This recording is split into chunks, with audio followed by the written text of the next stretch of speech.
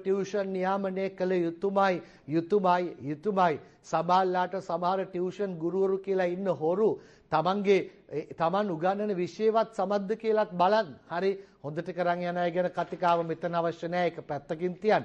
හැබැයි බොරු කාර්යෝ ගැන තමයි හොයලා බලන්න ඕනි වෙන්නේ. ඒ වගේම නව නීති ගෙනෙද්දි ඉරිදා දවස හරි අපි දහම් පාසල් කරන්න නිසා දන්නවා ලොකු පන්ති වලට එනකොට දරුවෝ දහම් පාසල් පුංචි කාලේ ඉඳන් ඒ කැරලා යනවා. ඇයි අර ටියුෂන් කාර්යෝ ඉවක් බවක් නැහැ. ඉරිදා උදේටත් දානවා. සදාචාරයක් තියෙන්න එපා. නීතිය දානකම් ඒ අවම සදාචාරයවත් රකින්න නැති ටියුෂන් කාර්යෝ පිරිසක් ඉන්නේ. හරිද? ඊට පස්සේ කවුද මේ ඇමතිලා නියෝජ්‍ය ඇමතිලා ඇවිල්ලා කියනවා මේ දහම් පාසල් යන්නේ ලක්ෂ 18යි.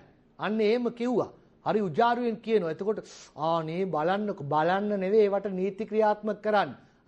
හිනිදුම සෙනවි ඔයාද කොහෙද කියලා තිබුණේ. ඔයා කිව්වා හෝ නැතා හෝ ඔයාට මතක් කරන්න මේ දහම් පාසල් පද්ධතිය ආරක්ෂා කරන්න ටියුෂන් ගුරුවරුන්ගෙන් දහම් පාසල් පද්ධතිය බේරලා දෙන්න අවශ්‍ය නීතිමය ක්‍රියාමාර්ග ගන්න. ඒ වගේම මතක් වෙච්ච වෙලාවේ මේක කියාගෙන යන්න ඕනි. දහම් පාසල් අවසාන ශ්‍රේණියේ විභාගෙ තිබ්බේ කවද්ද? ඔන්න ගිය සතියේ ප්‍රතිඵල ආවේ. එතකොට ධර්මාචාර්ය විභාගයේ අවසන් වරට තිබ්බේ කවද්ද? මේවට සැලසුම් හදන්න. එහෙම නැතුව බොරුවට ඇවිල්ලා ලක්ෂ 18යි යන්නේ සිසුන්ගෙන් දහම් පාසල් අනිත් අය යන්නේ නැහැ. බොරුවට කියවලා වැඩක් නැහැ. අවශ්‍ය ප්‍රතිපාදන ගන්න නැතුව කටින් බතල නොහිටවා බතල හරියට පැල කරන්න. ඊට පස්සේ අපිට පළදාව නෙලා ගන්න පුළුවන්කම තිබෙනවා. දහම් පාසල් වල ඉන්න ස්වේච්ඡාවෙන් සේවය කරන අය රකින්න විධිමත් වැඩපිළිවෙලක් හදන්න කියලා මතක් කරනවා. දහම් පාසල් සම්බන්ධයෙන් නිදාගෙන නම් සිටින්නේ නැගිටින්න. මට මේ